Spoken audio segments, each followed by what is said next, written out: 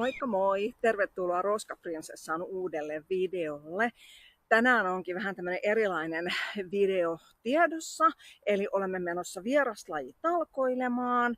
Aina löytyy myös paljon roskaa, mutta tänään on vieraslajitalkoot, eli menemme torjumaan semmoista haitallista vieraslajia kuin jättipalsamia.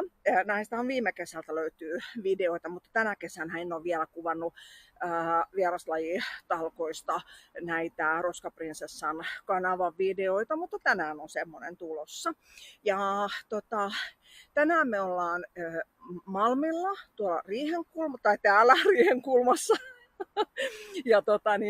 Ja tosiaan mulla on kohde mielessä, mihin tänään nyt sitten mennään, koska täällä alueella on paljon semmoisia spotteja, missä kasvaa haitallisia vieraslajeja. Niin meillä on nyt ollut, mitähän mä sanoisin, ehkä 4 tai 5 vieraslajitalkoot tänä kesänä niin kuin Helsingin luonnonsuojeluyhdistyksen ja Helsingin kaupungin yhteistalkoina, mutta sen lisäksi mä järjestän sitten vielä omia vieraslajitalkoita, jotka on siis niin kuin pienemmälle porukalle tai pienemmällä porukalla yleensä ollaan. Ja tänään on sellaiset talkoot. Eli ihanaa, että olet mukana. Jos olet uusi kanavalla, niin lämpimästi tervetuloa mukaan. Jos tämmöinen ympäristö ja luonto ja muu talkoaihe ja roskankeruu ja vaikka mikä kiinnostaa, niin olet ihan oikeassa paikassa. Ja jos olet entuudestaan tuttu, niin ihanaa, että olet täällä jälleen. Tervetuloa mukaan. Mutta nyt mä lähden tästä tonne meidän tapaamispaikkaa kohti, eli tonne bussipysäkille. Olin niin hyvissä ajoin paikalla, että kerkesin nämä alkusanat tulla tähän varjoon tänne kuvaamaan. Niin tänään on tosi lämmin ilta ja helteistä ja huomiseksi on vasta helteistä luvattukin, eli huomenna meillä on sitten taas roskatalkoot ja kuvaan sittenkin tietenkin videota. Mutta tänään kun kuvaan tätä, niin on perjantai 10.7. eli heinäkuun 10. päivä 2026 ja kesä on kauneimmillaan, kukkeimmillaan, joten mehän mennään talkoilemaan. Tästä se taas lähtee. Tervetuloa mukaan. Ei muuta kuin let's go! No niin, meitä onkin tänään nyt sitten vaan 2 näissä talkoissa ja ajateltiin, että otetaan ihan rennosti ja mennään tuosta pari sellaista pientä paikkaa tsekkaamaan, mistä on aikaisempina vuosina jättipalsamia tosiaan kitketty. Mutta ensin mä näytän tässä, että tässä virtaa Longinoja. Tää on täällä, menee täällä Koillisessa, mutta tää on nyt tässä Alamalmin kohdalla virtaa Tämä Longinojan pätkä, mitä nyt tässä kuvaan, niin tämä on täällä Alamalmilla. Ja mehän kyllä kitketään jättipalsamia siis myös toisessa paikassa tuolla Alamalmilla Longinojan varrella. Mutta se on semmoinen kaunis lirisevä ja sitten mä näytän täältä tänne toiselle puolelle. Ihan siinä on joku jättänyt roskaa. Meillä on mutta tullut roskaa jo vaikka minkä verran tuolla kerättyy, mutta täällä niin on tämän näköistä maisemaa. Eli tosta tulee ja tonne se sitten jatkaa matkaa. Yes. Mutta me jatketaan meidän jättipalsamikohdetta kohti. No niin, nyt me ollaan tultu tähän meidän tämän päivän ensimmäiselle kohteelle ja tuolla näkyy näitä Malmin vanhimpia rakennuksia tällä alueella. Ja tää on semmonen alue tässä, että tästä me on kitketty jättipalsamia monta vuotta. Ja tuossa jo talkookaveri huomasi äsken yhden jättipalsamia. Mähän innoissani sitten kuvasin sen puhelimella ja nyppäsin sen pois ja sitten mä unohdin, että muistin, että unohtui kuvata videolle. Mutta me mennään tosta tonne ja katsotaan, löytyisikö sieltä nyt enemmänkin jättipalsameita kuin vaan 1 kukkiva, koska en usko, että tilanne niin hyvä on, että siellä vaan 1 oli, eli kyllä sieltä varmasti lisää vielä löytyy, vaikkei ne tähän nyt kukkivana näy. Mutta aikaisempina vuosina tässä on ollut tosi paljon, mutta mennään katsomaan, että mikä on nyt tilanne. Niin tonne mennään. No niin, me on tultu tänne pöheikköön ja täällä on jättipalsami nupullaan. Nuppuja vasta on tässä yksilössä. Ja täällä toinen haitallinen vieraslaji, eli tämä karhunköynnös, niin yrittää sitä hirttää, minkä ehtii. Mutta tämmönen on siis jättipalsamin varsi. Ja oottakaas pieni hetki. Ja tuolla mä näen yhden kukkivan yksilön, niin me mennään se hakemaan pois. Mutta tässä tosiaan on jättipalsami, englanniksi Himalayan balsam, eli tämmöinen haitallinen vieraslaji, joka on ihan hirveä leviämään. Ja mutta niin me ollaan monta vuotta jo tällä alueella näitä torjuttu. Ja tässä kun ei ollut siemeniä vielä tässä vaiheessa, niin torjunta tapahtuu tälleen ekologisesti. Sitten kun on kypsät siemenet, niin sitten tilanne on toinen. Mutta mepä lähdetään menee nyt tonne, missä mä näen yhden kukkivan jättipalsamin, niin mennään sinne. Ja tossa kohtaa on aikaisemmin ollut semmoiset isot puskat, mutta ne on nyt näköjään kaadettu tai yritetty kaataa. Siis no, toi on kans tuollaista haitallista vieraslajia toi puska, mikä tosta on kaadettu pois. Mutta ottakas pieni hetki, missä mä nyt olin näkevinäni äsken jättipalsami. Näinkö mä väärin? Ehkä mä näin sit väärin. Joo. Okei. Joo, mutta tossa on tatarta. Eli sanonpa saman tien nyt siihen videolla, että tämä on ihan hirveä. Tämä on tosi vaikea hävittää tämä tatar, tämän näköinen kasvi. Niin kuin näette, että tästä on kaadettu tämä tatar pöheikkö ja sehän lähtee heti kasvamaan uudestaan, että se on paha. Ja sitten täällä on tosiaan tätä karhunköynnöstä, eli tätä niin sanotusti elämänlankaa tuttavallisesti puhekielellä. Täällä kyllä kaikki vieraslajit keskenään kisaa, mutta se jättipalsami on se, mitä me on täältä torjuttu ja mitä on hyvin saatu jo pois.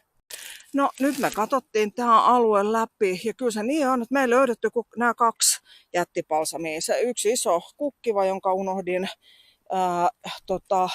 kuvata tähän videolle ja sitten se toinen, joka oli vasta nupullaan. Mutta enempää ei nyt löytynyt, eli täytyy ottaa, että ne kasvaa isommaksi ja alkaa kukkimaan, niin sitten me paremmin ne tuolta nähdään. Mutta jännä, että nyt ei löytynyt vielä kuin 2 ja me monta vuotta tätä reunaa tästä torjuttu. Kaikki muut tattaret ja sitten noi karhunköynnökset eli elämänlangat ja kaikki muut niin juhlii tuolla kyllä, mutta jättipalsameita ei nyt löytynyt kuin ne 2. Mutta tämä tarkistelu on äärettömän tärkeää, koska sillä tavalla estetään, että ne ei pääse jatkamaan sitten leviämistä siellä. Eli tämän päivän tarkistelu on tehty ja tulos oli 2 ja nyt me jatketaan seuraavaan kohteeseen. No niin, nyt me tultiin toiseen meidän tämmöiseen pieneen jättipalsamikohteeseen, mitä on myöskin jo monta vuotta hoideltu. Ja tämä oli nyt toinen tämmöinen, kun meitä ei tosiaan ole tänään kuin 2, niin tämä on ihan tätä tarkistelua vaan, eli ei olla missään jättipalsamipelloilla, vaan ihan tarkistelemassa näitä alueita, missä me on aikaisemmin jättipalsamia torjuttu. Ja nyt olemme alueella numero 2 ja tälle päivälle, ja sitä paitsi tuolla on roska. Se oli noin iso, mä annan sen talkookaverille tosta hänen pussiin tonne. Se ei mennyt kunnolla sinne. Niin käydäänpäs katsomassa täältä. Eli tää on ollut semmonen toinen meidän niin kuin tämmönen pieni kohde. Eli tämä, missä nyt kasvaa paljon mesiangervoa, niin tämä oli joskus täynnä jättipalsamia. Ja katsomme sen tilanteen nyt. Tämähän meneekin nyt tosi jännittäväksi tämä meidän tarkistelureissu. Eli edelliseltä kohteelta löydettiin 2 jättipalsamia ja pieni hetki laitan roskan pussiin. Ja tämä on tämä meidän, otetaan toinen roska pussiin. Roskia on löytynyt enemmän kuin jättipalsameita, vaikka vieraslajitalkoot piti olla. Mutta joo, eli tämä on tätä meidän aluetta numero 2, jota tultiin tarkistelemaan. Ja tämä on joitain vuosia sitten ollut aivan täynnä jättipalsamia. Eli me saatiin silloin tästä taloyhtiöltä isännöitsijältä lupaa, että saadaan käydä täältä jättipalsameita torjumassa. Ja silloin nyt useampi vuosi käytiinkin. Mutta nyt näyttää tilanne siltä, että kaikkea muuta täällä kyllä on, mutta jättipalsameita ei osu silmiin, mikä on siis ihan mahtava asia. Koska tässäkin on niin kuin kymmeniä ihmisiä käynyt talkoissa meidän kanssa jättipalsamia täällä torjumassa. Ja se, että jos me näin hyvään tilanteeseen on nyt saatu tämä alue, niin onpa mahtavaa. Tästä ei ole siis yhtään nyt löytynyt. Voi tietysti olla tuolla jotain sellaisia pieniä, että ne ei vielä näy, kun ne ei kuki. Mutta katsotaan, täällä on joku roska. Ei ollutkaan, kun se olikin jotain kasvia. Niin, eli voi tietysti olla, että tuolla on jotain niin pieniä. Aha, siinä. Hei, nyt löytyi yksi. Eli pystyn todistamaan, että siinä on jättipalsami, tämä kasvi tässä. Ja just kun olin sanomassa, että niitä voi olla tuolla, mutta ne on niin pieniä, että kun ne ei ole vielä kukassa, niin me ei niitä nähdä. Mutta heti löytyy. Tosiaan kyllä täältä siemenpankista tulee vielä jättipalsameita esiin, että vaikka me oltaisiin kuinka oltu ajoissa edellisenä vuonna torjumassa näitä ja saatu kaikki ennen siemennysvaihetta pois, niin silti yksittäisiä kyllä sieltä siemenpankista rupeaa puskemaan esiin.